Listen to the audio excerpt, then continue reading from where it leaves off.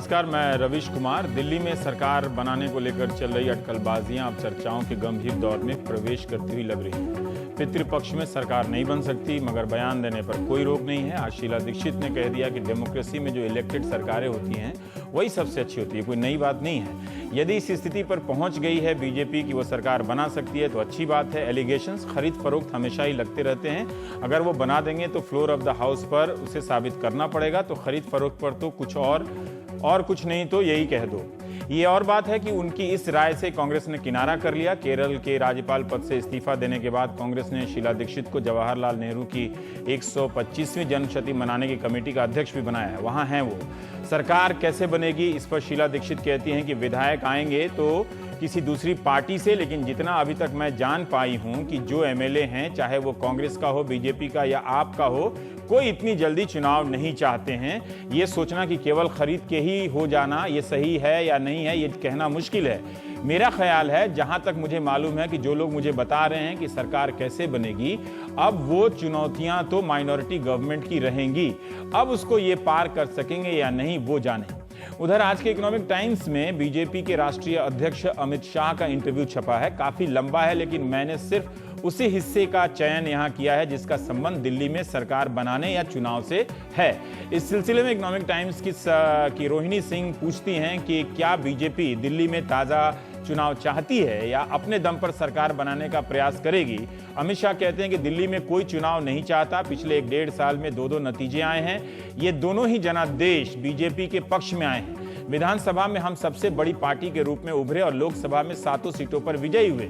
जनता का फैसला साफ साफ हमारे पक्ष में है। राज्य के स्तर पर समस्या बहुमत की है। मुझे नहीं मालूम कि बीजेपी को कौन समर्थन देगा या नहीं देगा, लेकिन अगर कोई बीजेपी को समर्थन देना चाहता है और वो अनैतिक तरीका नहीं है तो हमें क्यों उसका समर्थन लेने से इनकार करना चाहिए। फिर सवाल कहती हैं रोहिणी की, तो बीजेपी दिल्ली में चुनाव को लेकर उदासीन क्यों है। अमित शाह कहते हैं कि यह उदासीनता का सवाल नहीं है। हम मानते हैं कि दोबारा चुनाव कराने की कोई जरूरत नहीं है, क्योंकि कम समय के भीतर पार्टी को 2 जनादेश मिले हैं। 12 सितंबर 2013 को डॉक्टर हर्षवर्धन ने दिल्ली के उपराज्यपाल को चिट्ठी लिखी थी, जिसमें एक पैरा में वे कहते हैं कि विधानसभा चुनावों के बाद भाजपा स्पष्ट जनादेश प्राप्त करके दिल्ली की जनता के चेहरे पर मुस्कान बिखेरना चाहती थी। ऐसा नहीं हुआ, क्योंकि बहुमत प्राप्त होने में मात्र 4 सीटें कम रह गई। फिर इसके बाद के एक और पैरा में वे लिखते हैं कि दिल्ली की बुद्धिमान जनता ने हमें शासन करने का जनादेश दिया है, लेकिन पूर्ण बहुमत ना होने की दिशा में मैं और मेरी पार्टी राजनीतिक आदर्शों की उच्च परंपरा का निर्वाह करते हुए नैतिकता के आधार पर विपक्ष में बैठना पसंद करेंगे। जो नैतिक और पारदर्शी तरीका पिछले साल नहीं था, क्या अब उसका इंतजाम हो गया है। क्या नैतिक तरीके का यह मतलब है कि विधायक चुनाव नहीं चाहते, कुछ इस्तीफा दे दें या मतदान के समय नजला जुकाम का बहाना बनाकर गैर हाजिर हो जाए। उधर आम आदमी पार्टी ने प्रदेश बीजेपी के उपाध्यक्ष और अपने विधायक की बातचीत का कथित स्टिंग कर खरीद फरोख्त का आरोप लगाया। तो टीवी चैनलों से लेकर अखबारों तक में कई पत्रकारों और जानकारों ने लिखा कि आम आदमी पार्टी ने बीजेपी को पीछे धकेल दिया है। क्या अमित शाह का बयान बीजेपी को आगे बढ़ने के लिए नहीं कह रहा है कि जो हुआ बेहद मामूली घटना है।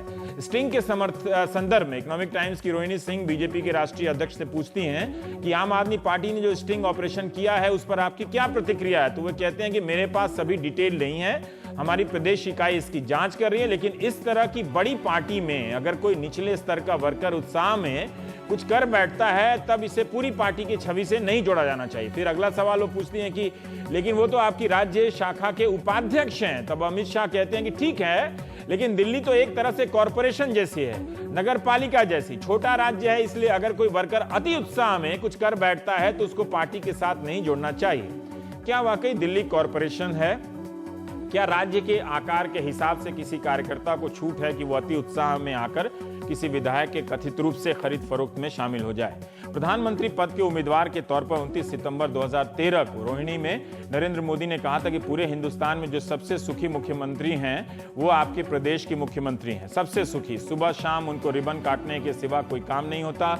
ना उनको एग्रीकल्चर डिपार्टमेंट देखना पड़ता है, ना उनको एनिमल हस्बेंड्री डिपार्टमेंट देखना पड़ता है, ना उनको इरिगेशन की चिंता होती है, ना उनको मछुआरों का काम होता है। और अगर दिल्ली में रास्ते में कोई गड्ढे हैं तो सिर्फ एक बयान देना पड़ता है कि ये तो कॉरपोरेशन की जिम्मेदारी है, लॉ एंड ऑर्डर प्रॉब्लम होता है तो इतना ही कहना होता है कि ये दिल्ली पुलिस तो केंद्र सरकार के पास है, उनका कोई दायित्व नहीं है। तो एक सरकार को लेकर अपना अपना अलग अलग तरह की व्याख्या है। दिल्ली की कॉरपोरेशन जैसी और ऐसी सरकार जिसके मुखिया का काम फीता काटने के अलावा कुछ नहीं है होता, उसके लिए भी नैतिकता का पैमाना क्या छोटा मोटा रहना चाहिए।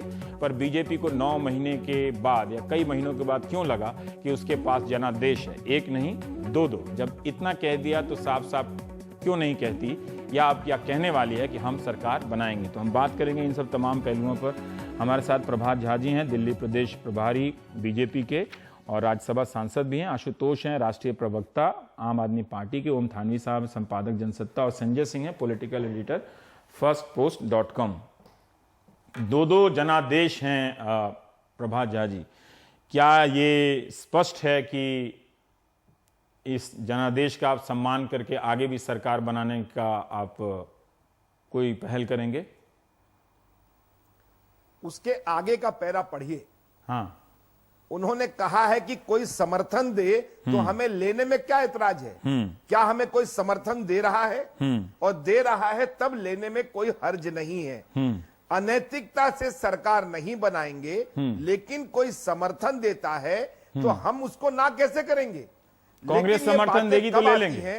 रवीश जी, नहीं, अब मैं फिर कह रहा हूं, ये बातें कब आती हैं जब लेफ्टिनेंट गवर्नर हमको बुलाएंगे और आप भी मजे लेते हुए ये बातें इसलिए पूछेंगे कि लगातार आप इस पर डिबेट करते जा रहे हैं। लेकिन हमारी मान्यता आप राजनीतिक तत्व हैं। देखिए, राजनीतिक प्राणी को ये बात नहीं कहनी चाहिए। जो राजनीतिक प्राणी होता है वो चर्चा में होता है, वो होता है। मतलब आप ये नहीं कि आपको सूट नहीं करता है तो आप पूरी चर्चा को ही खारिज कर देंगे, मतलब वो नहीं है। सब सूट करता है, आप जो कहेंगे हमें सब सूट करता है। मुझे एक बात इसलिए आपसे कहा, हाँ नहीं, एक मिनट, हमने आपसे सिर्फ ये कहा कि उस समय जो लेफ्टिनेंट गवर्नर के पाले में गेंद है, लेफ्टिनेंट गवर्नर जी जो चाहे निर्णय लें, बुलाएं न बुलाएं, कांग्रेस को बुलाएं, आपको बुलाएं, हमको न बुलाएं, हमको बुलाएं, ये विचार तब होगा कि हमको चुनाव में जाना है या सरकार बनाना है। ठीक है, ये बात उन्होंने नहीं कही, लेकिन राष्ट्रीय अध्यक्ष हैं, उनके बयान को अगर आप कहें कि गंभीरता से ना लिया जाए या उस पर राजनीतिक मीमांसा ना हो तो ये और बात हो सकती है। मैं गंभीरता के साथ कह रहा हूं आपको। तो इसे एक सवाल आता है, ठीक है, उन्होंने जो कहा अभी खंडन नहीं किया उन्होंने कि उन्होंने ऐसा कहा। मैं ये जानना चाहता हूं कि अगर कोई समर्थन देता है नैतिक तरीके से, जिस नैतिक तरीके से कांग्रेस ने आम आदमी पार्टी को समर्थन दिया था, अगर उस नैतिक तरीके से आपको समर्थन मिल जाए तो आप सरकार बनाएंगे। मैं जानता हूं ये काल्पनिक सवाल है, ठीक है, क्या आप नैतिक तरीके से आप कांग्रेस के पास जाएंगे समर्थन मांगने के लिए, या किसी के पास नैतिक, दो ही बात हो सकती है ना, कि कोई नैतिक तरीके से अपने से समर्थन दे दे या आप नैतिक तरीके से किसी से समर्थन मांग ले, किसी से भी। राष्ट्रीय अध्यक्ष जी ने, रवीश जी, एक बात और कही है कि सभी जगह से जानकारी मिल रही है कि विधायक गण अभी चुनाव नहीं चाहते हैं। आपके इस पर उन्होंने कहा है, हमारे नहीं, सभी दलों के, जो उनका उन्होंने जो उस भावना व्यक्त की है, जो सेंटिमेंट्स आ रहे हैं, वो सभी लोग चुनाव नहीं चाह रहे। ऐसे में कोई आम आदमी पार्टी के भी समर्थन करता विधायकों का सेंटिमेंट्स आपको मालूम है, शीला दीक्षित की तरह नहीं। अब ये देखिए, आप ये फिर वही कह रहा हूं मैं आपको, आप भी जानते हैं। आप सवाल का जवाब दे, देखिए, आप भी जानते हैं जो उन्होंने कहा है, पहले आप ये बताइए जो उन्होंने कहा है। मुझे एक बात बताइए, आप अभी आप जब कह रहे हैं कि हमारे पास दो जनादेश है ना, पहला जनादेश है और फिर दिल्ली में जब लोकसभा के चुनाव होते हैं तो दूसरा जनादेश है, वो ठीक है। मैं कह रहा हूं कि उन्होंने वो ये भी कह रहे हैं कि बहुमत हमारे पास नहीं है, वो देखेंगे। लेकिन जब दो जनादेश की बात हो रही है तो इसका मतलब है कि आप सरकार बनाने का प्रयास करेंगे, उसके लिए आप तत्पर हैं। देखिए, तत्परता, अधीरता, ये अलग चीज है। सवाल यह है कि उन्होंने उसके आगे फिर अगर उन पर डिस्कशन कर रहे हैं तो उन्होंने ये भी कहा है कि इसमें क्या बुराई है कि कोई समर्थन दे तो हम न ले। समर्थन अनैतिक नहीं है। अब मैं फिर वही कहूंगा कि कांग्रेस समर्थन देगी तो क्या आप लेंगे? आप ये कहिए ना कि कांग्रेस से कैसे समर्थन नहीं, ये कैसे कह देंगे? जब अगर कांग्रेस के लोग तय करेंगे उसके बाद हमारे नेता क्या विचार करते हैं तब देखेंगे। ये तो बहुत आसान सा है, ये तो किसी भी पार्टी का कोई नेता कह सकता है कि मैं अपने विरोधी दल से समर्थन नहीं लूंगा। आप कह रहे हैं कि विचार, आप ये तो मैंने बहुत ही हल्का सवाल पूछा है इससे। नहीं, आपने बहुत, अगर कांग्रेस समर्थन देगी तो आप लेंगे। ये नेशनल लीड बन जाएगी अगर मैं, मेरी कुछ प्रतिक्रिया मैंने साफ नहीं, मैं देखिए इस प्रोग्राम में अगर आप कुछ भी कहते हैं मैं उसका हेडलाइन लेके कुछ फ्लैश नहीं करता हूं, आप चिंता मत कीजिए, क्योंकि आप एक चर्चा के संदर्भ में कहते हैं, तो मैं इतनी जिम्मेदारी रखता हूं कि आपका एक बयान को काट के मैं नहीं चलाऊंगा हेडलाइन, और मैं कभी किसी के साथ किया नहीं है। नहीं, इसीलिए मैंने कहा रवीश जी, सबसे पहली बात है कि यह काल्पनिक प्रश्न है। नहीं, इसलिए काल्पनिक प्रश्न नहीं है। पहले सबसे पहले कोई समर्थन देगा तो देखिए, अभी मैंने नहीं पूछा है कि अगर आम आदमी पार्टी आपको समर्थन दे दे, ये काल्पनिक प्रश्न हो सकता है। समर्थन तो आपको कांग्रेस से ही मिलेगा ना, या तो कोई दूसरा आके आम आदमी पार्टी से, कांग्रेस से इस्तीफा देके चला जाए। समर्थन कौन देगा ये तो तब विचार करेंगे जब लेफ्टिनेंट गवर्नर मैं कह रहा हूं कि आप सबसे बड़ी पार्टी आप आइए। मैं कह रहा हूं कि आदरणीय प्रभात झा जी को इस सवाल का जवाब हां या ना में देने में क्या दिक्कत है कि अगर कांग्रेस समर्थन देगी तो आप लेंगे? नहीं, ये कैसे कह देंगे? ये आपने कह दिया कांग्रेस के प्रवक्ता आप हो नहीं सकते। देखिए, ये भी एक जवाब है, राजनीति में ये भी एक जवाब है सर, ये भी एक जवाब है। जैसे आप कह रहे हैं कि आप कैसे कह देंगे, तो एक जवाब है। ठीक है, हम आगे आते हैं। आशुतोष, मैं एक बात जानना चाह रहा था, आपका मैं बयान देख रहा था, तो आपने कहा कि ये कांग्रेस बीजेपी का खेल है। ठीक है, कहीं ये वैसा ही खेल तो नहीं है जो जैसा आप लोगों के साथ हुआ था? देखिए रवीश जी, प्रभात झा जी पार्टी के बड़े वरिष्ठ सदस्य हैं और तमाम मेहनत के बावजूद भी आज अमित शाह पार्टी के अध्यक्ष हैं, प्रभात झा पार्टी के अध्यक्ष नहीं है। यही इस बात का प्रमाण है कि आज बीजेपी में कितना बदलाव आ गया है। प्रभात झा जी अभी भी ये बात नहीं कह रहे हैं कि अगर कांग्रेस का समर्थन मिलता है तो लेंगे या नहीं लेंगे, हाँ या ना में जवाब नहीं दे रहे। शीला दीक्षित भी लगभग इसी तरीके के इशारा कर रही हैं। तो इससे एक बात तो स्पष्ट है कि कम से कम बीजेपी और कांग्रेस के बीच में एक मौन सहमति हो गई है कि आम आदमी पार्टी को सरकार बनाने से आप जितना दूर रख सकते हैं दूर रखिए, इनको करीब मत आने दीजिए। क्योंकि अगर आम आदमी पार्टी सरकार दिल्ली में आ जाएगी तो बीजेपी और कांग्रेस का जो तमाम भ्रष्टाचार का खेल है वो खुल के सामने आ जाएगा। शीला दीक्षित की फाइलें खुलेंगी, उनके खिलाफ 3 भ्रष्टाचार गंभीर आरोप लगे हुए हैं। और एक बात और कहूंगा, मुझे तो ऐसा लगता है कि बीजेपी कांग्रेस के बीच में सहमति इसलिए बन रही है क्योंकि बीजेपी नहीं चाहती उसके भ्रष्टाचार के मामले खुले और कांग्रेस भी नहीं चाहती है कि रॉबर्ट वड्रा का मामला खुले। और इन दोनों में एक अद्भुत से साम्यता है। पर इसमें अंतर क्या है, गलत क्या है? अगर कांग्रेस आपको समर्थन दे सकती है, अगर आप किन्हीं परिस्थितियों में, विपरीत या आपात परिस्थितियों में समर्थन ले सकते हैं, तो अगर बीजेपी और कांग्रेस के समर्थन लेने देने या मौन सहमति पर आपको क्या ऐतराज है? नहीं, मुझे किसी तरीके का कोई ऐतराज नहीं होना चाहिए, मैं क्यों ऐतराज करूंगा। लेकिन अगर अनैतिक तरीके से सरकार बनाने की कोशिश की जाएगी, अगर बीजेपी के नेता, वरिष्ठ नेता, उपाध्यक्ष पार्टी के, वो अगर आम आदमी पार्टी के विधायकों को खरीदने की कोशिश करेंगे 4 करोड़ रुपए में, तो हमें ऑब्जेक्शन होगा। बीजेपी और कांग्रेस दोनों खुलकर सामने आए कि हम दिल्ली के अंदर चुनाव से बचाने के लिए एक दूसरे का समर्थन कर रहे हैं, खुलकर बोलिए। जैसा अगर आपके ये समय में होता है खुलकर तो ये एक कांग्रेस ने कहा लोकतांत्रिक तरीका है, ये एक लोकतांत्रिक तरीका है। और जब कोएलिशन का जमाना आता है तो इस तरीके की संभावनाओं से इनकार नहीं कर सकते। हाँ। लेकिन दबे चुपे तरीके से इस पर्दे के पीछे सौदेबाजी करके क्या अनैतिक आप तरीके ये से बात करना तो कह ठीक रहे बात हैं नहीं। जिसका जवाब प्रभात जी ने नहीं दिया कि अगर कोएलिशन होता है और वो सामान्य बात है, ठीक है कि अभी के स्तर पर वो सार्वजनिक नहीं है, तो फिर एक तरीका हो सकता है ना, ये एक नैतिक तरीका तो है सरकार बनाने का। मैंने कहा कि यह लोकतांत्रिक तरीका है। हाँ। नैतिकता और अनैतिकता की परिभाषा समय और काल के हिसाब से बदलती रहती है। यस, जो नैतिक था 12 दिसंबर 2013 को बीजेपी के लिए, हाँ। आज वो अनैतिक है 9 महीने के बाद, क्योंकि देश भी बदल चुका है और काल भी बदल चुका है। ये आप पर भी लागू है टाइम इस एंड तरह स्पेस से? के हिसाब से नैतिकता की बिल्कुल। मैं कहना चाहता हूं आम आदमी पार्टी सरकार बनाने के लिए ना तो कांग्रेस का समर्थन लेगी ना बीजेपी का समर्थन लेगी। थी। हम फौरन चुनाव बीजेपी चाहते कह हैं। सकती है कि मैं कह रहा हूं आपने ना। जब जैसे लिया था वैसे, उन्होंने कहा कि अभी स्थिति नहीं है, आपने जैसे लिया था ठीक है। इस पे मैं एक और बात पे आना चाहता हूं कि बढ़ते हैं थोड़ा सा आगे। थानवी साहब, लगता है कि दिल्ली में जो सरकार बन रही है वो एक बात से स्पष्ट है, अगर बन रही है तो वो नैतिकता के किसी मोहपाश में नहीं है, मतलब किसी बंधन मजबूरी में नहीं है। किसका अटैक शार्प है इसमें, धारदार है, और किसका जवाब जो है, प्रभात जी को सुना आपने और आशुतोष जी को भी सुना? नहीं, मेरे ख्याल में जब से ये स्टिंग सामने आया क्या है, प्रभात जी वो कह रहे हैं जो होने वाला है? नहीं, प्रभात जी ने बीच में ये कहा था कि अगर कांग्रेस प्रस्ताव करती है तो हमारी पार्टी इस पे विचार करेगी, पार्टी का काम है। अच्छा। लेकिन मेरा कहना है कि सवाल जो है ये चीज संभव नहीं है। देश के सामने दो बड़े विकल्प हैं और कांग्रेस ने हमेशा भारतीय जनता पार्टी को एक सांप्रदायिक पार्टी के रूप में देखा है। तो आप संप्रदायवाद का और बीजेपी ने परिवारवाद के रूप में देखा है। हाँ, लेकिन परिवारवाद जो है वो तो आपको और कई पार्टियों में भी मिल सकता है, लेकिन संप्रदायवाद को जिस तरीके से कांग्रेस ने एक खतरनाक चीज बताया है और जिस तरीके से संप्रदायवाद, आप फिर नैतिक लाइन क्यों ले रहे हैं जब बात प्रैक्टिकल पर आ गई है ना, कि ठीक है कांग्रेस और बीजेपी वो कह रहे हैं, लेकिन उन्होंने जवाब नहीं दिया। नहीं तो ये तो बहुत सिंपल सवाल है, कहते कि हम किसी भी बनाए ना बनाए हम कांग्रेस से समर्थन नहीं लेंगे। उस पर आता हूँ। तो मेरा कहना यह कि सांप्रदायिकता इस सरकार के बनने के बाद केंद्र में कई जगहों पर बढ़ी है, ठीक है, और उत्तर प्रदेश वगैरह में हम बराबर देख रहे हैं। और कांग्रेस अगर समर्थन करती है दिल्ली में भारतीय जनता पार्टी का, ये बिल्कुल चीज कल्पना के बाहर की चीज है।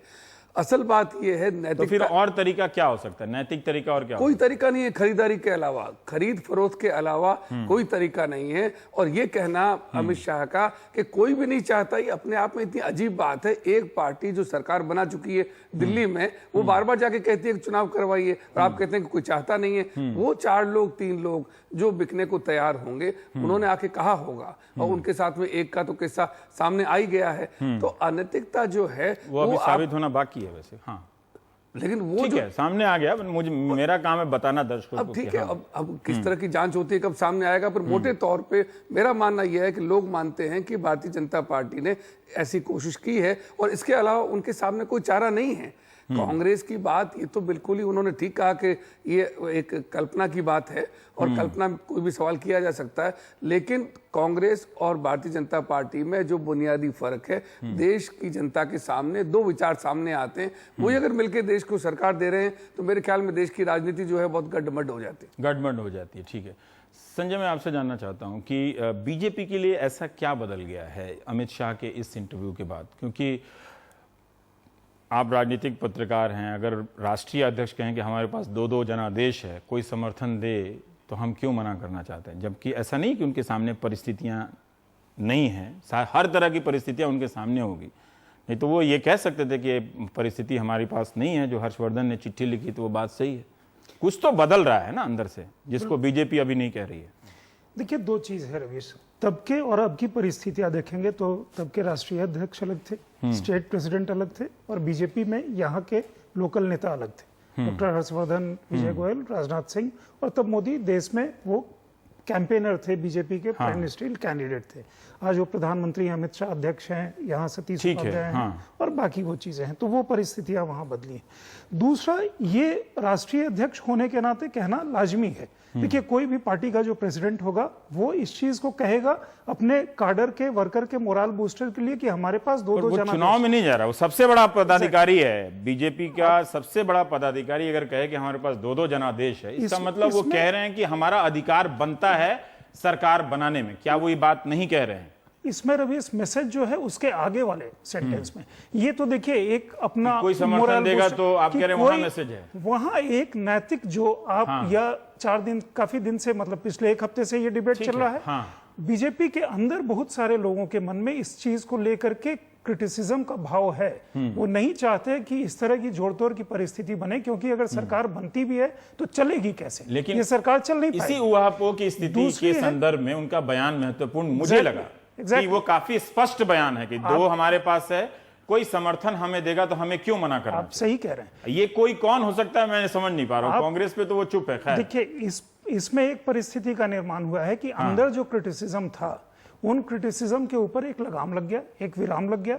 स्टिंग से कोई फर्क नहीं पड़ता, हम आगे बढ़ेंगे। सतीश उपाध्याय के ऊपर जो एक क्वेश्चन मार्क बहुत सारे लोग लगा रहे थे कि वो इतना ज्यादा क्यों बोल रहे हैं, ये पता चल गया कि सतीश उपाध्याय अगर कह रहे हैं तो मतलब अध्यक्ष भी कह रहे हैं, पार्टी के अध्यक्ष भी कह रहे हैं, क्योंकि दोनों के बयान में कोई बहुत बुनियादी अंतर नहीं है। सवाल उससे आगे है जब वो कहते हैं कि कौन सपोर्ट करेगा हमें पता नहीं, और कैसे सपोर्ट करेगा और क्या होगा। देखिए, जो कॉम्पोजिशन है, और पर्टिकुलरली स्टिंग के बाद कोई इंडिपेंडेंट एमएलए, मतलब आम आदमी पार्टी का या कांग्रेस का कोई अकेला एमएलए से न कोई बीजेपी का नेता बात करने को तैयार है, न वो बात करने को तैयार, क्योंकि वो स्टिंग के बाद हर आदमी को ये खौफ है कि अगला शेर सिंह डागर वो पर्टिकुलर नेता ना हो जाए जो बातचीत कर रहा हो।